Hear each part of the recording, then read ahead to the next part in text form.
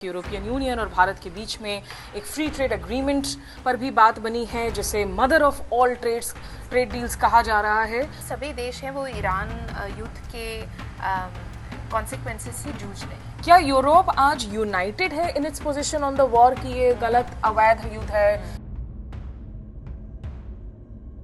Spain और Italy दोनों ने अपनी बेसिस यूज करने से मना कर दिया यूनाइटेड स्टेट्स।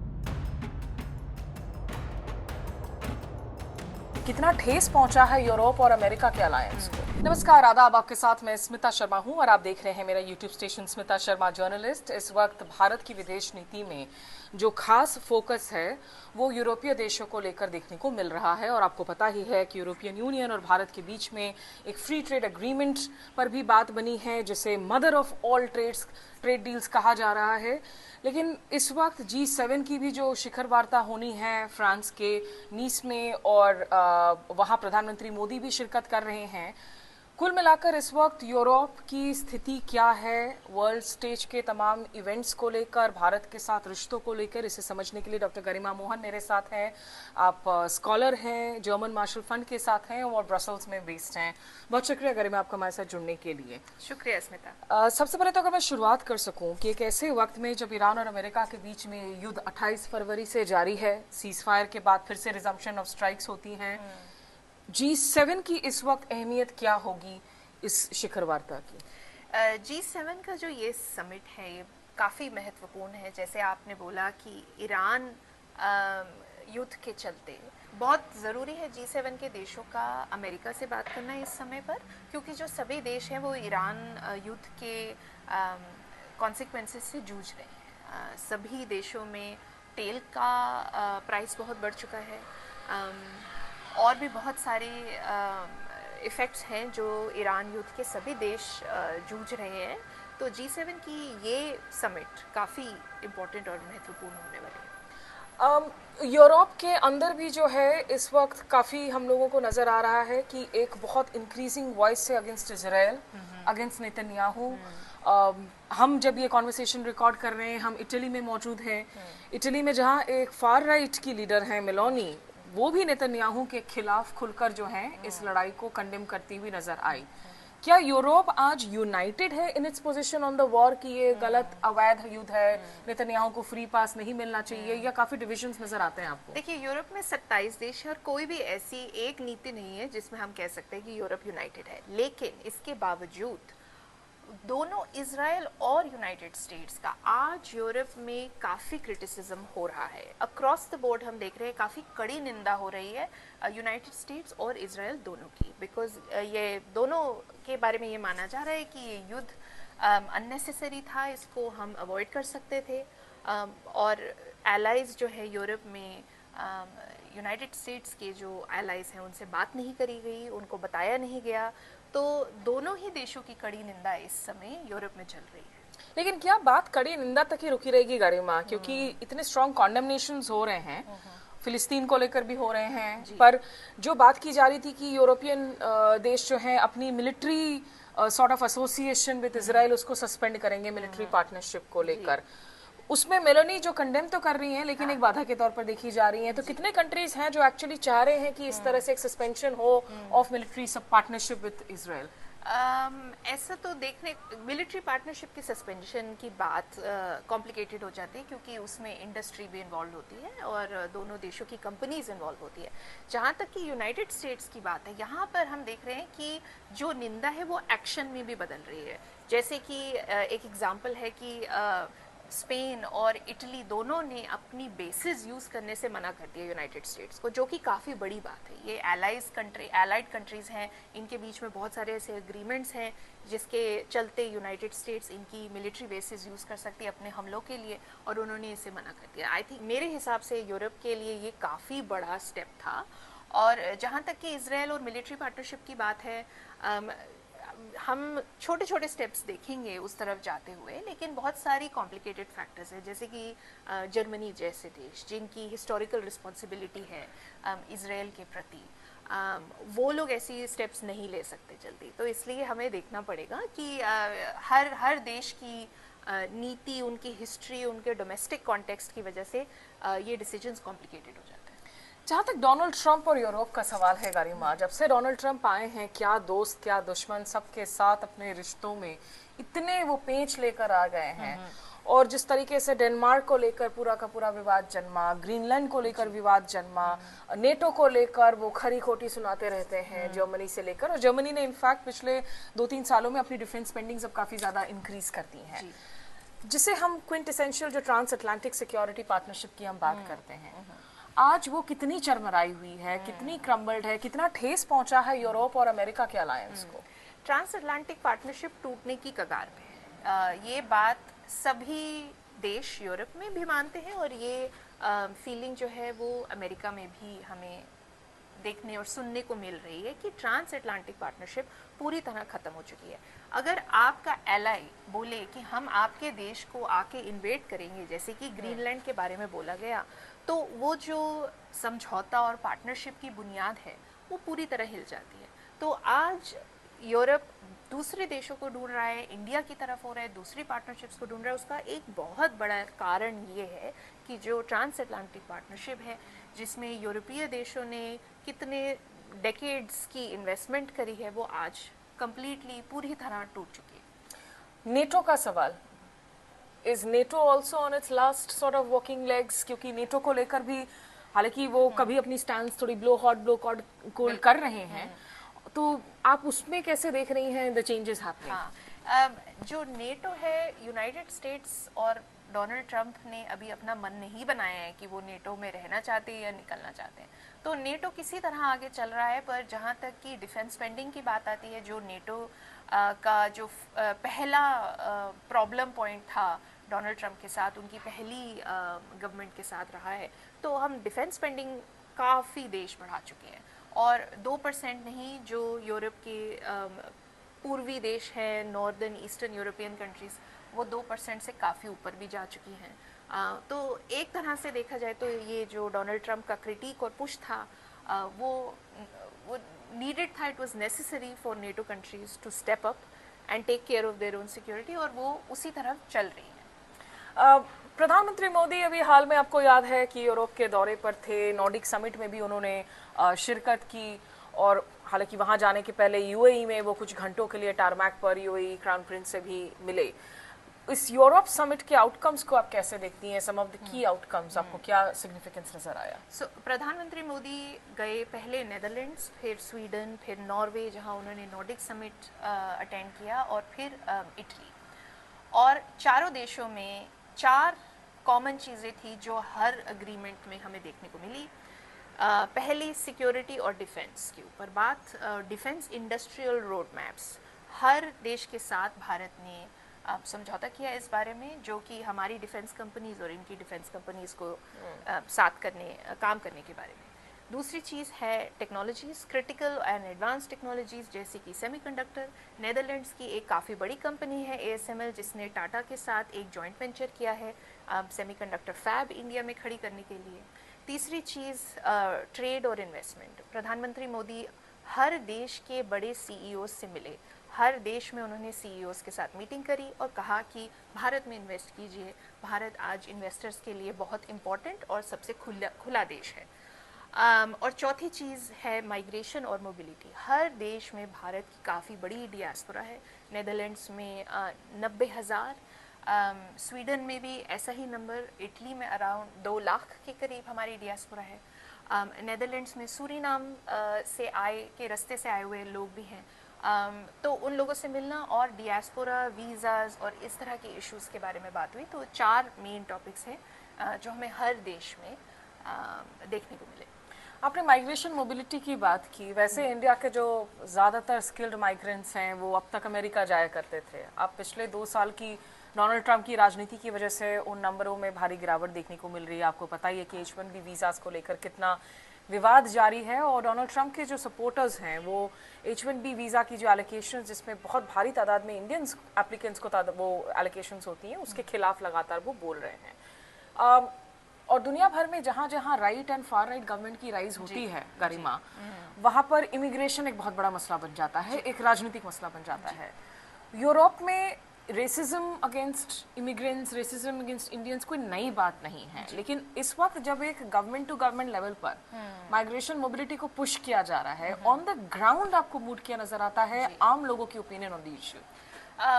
दो पॉइंट्स मैं इस बारे में बात करना चाहूँगी। पहली जो आपने बोला कि जहाँ पे भी राइट विंग गवर्नमेंट्स होती हैं वहाँ पर माइग्रेंट्स के प्रति ऐसा सेंटिमेंट होता है। नेदरलैंड्स और इटली और ऐसे बहुत सारे देशों में फार राइट और फार लेफ्ट ने अभी तक इंडिया के मुद्दे पर बात नहीं करी है।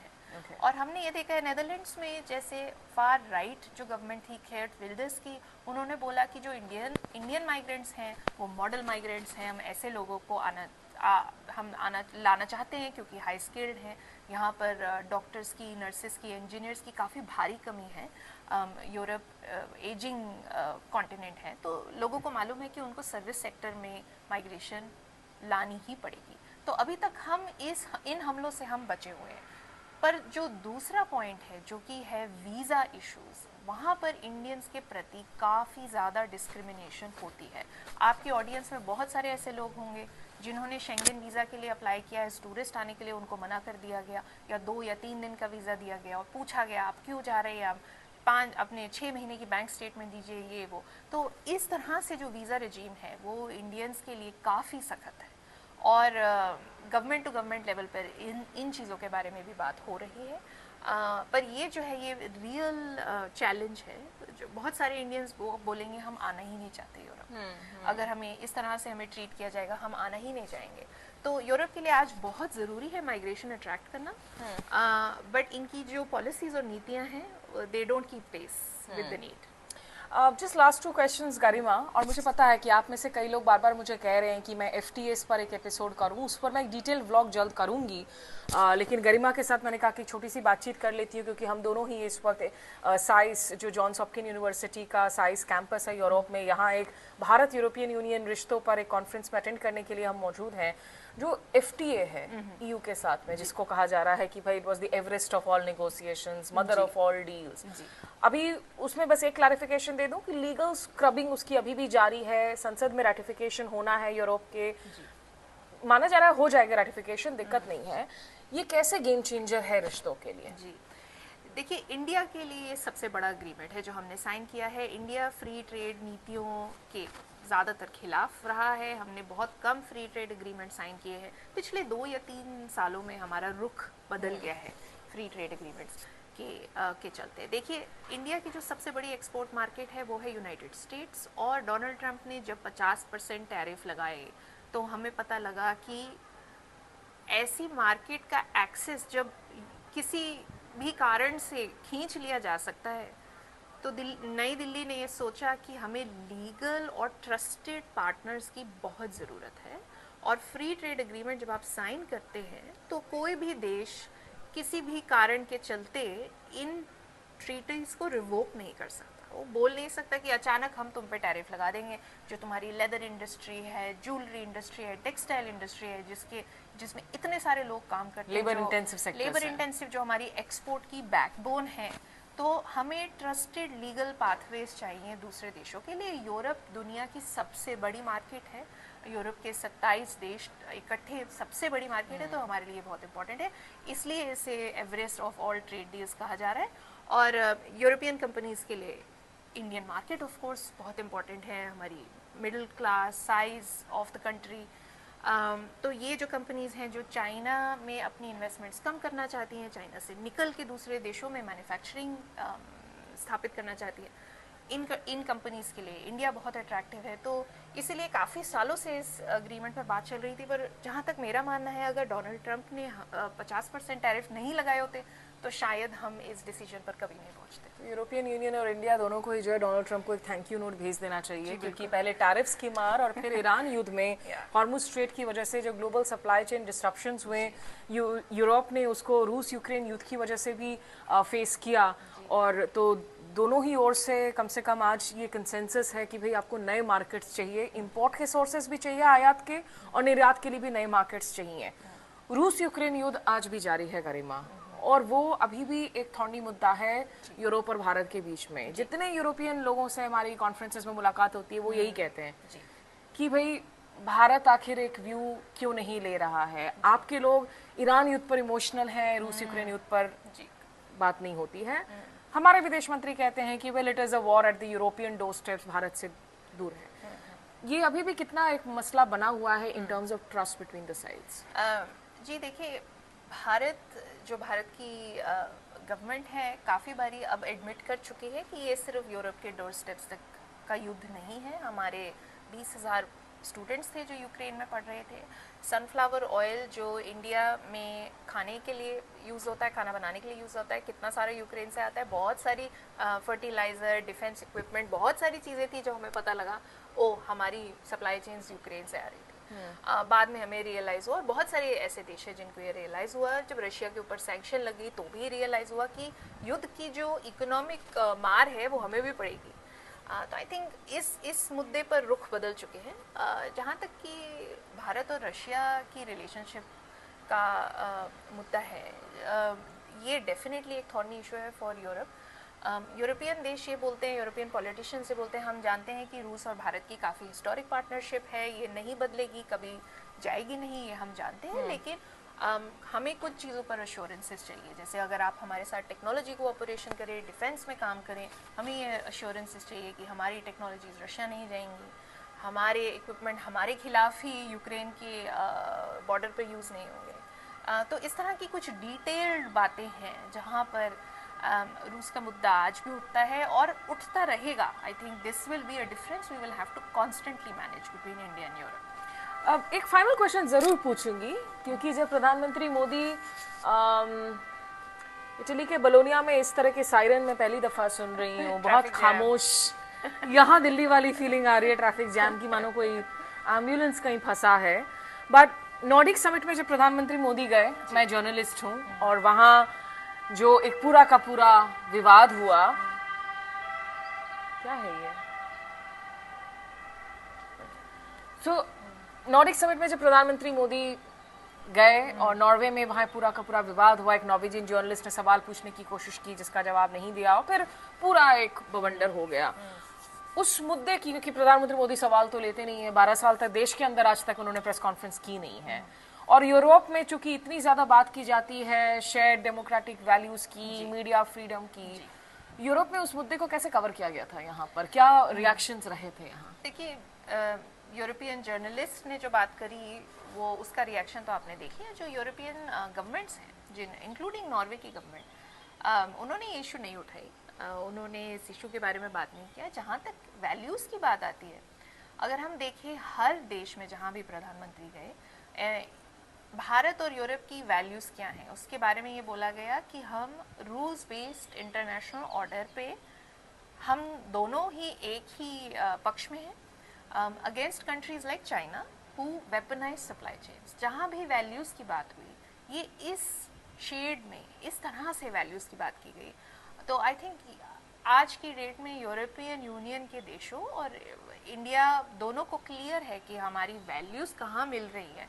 वो वाली बातें अब होती नहीं जहाँ पे प्रेस फ्रीडम और दूसरे माइनॉरिटी राइट्स और जी बिल्कुल, इवन यूरोपियन पार्लियामेंट में ऐसी बातें नहीं, क्योंकि यहाँ पर काफ़ी सारी राइट विंग पार्टीज आ चुकी हैं यूरोपियन पार्लियामेंट, जहाँ पर माइनॉरिटी राइट्स का मुद्दा भी नहीं उठता।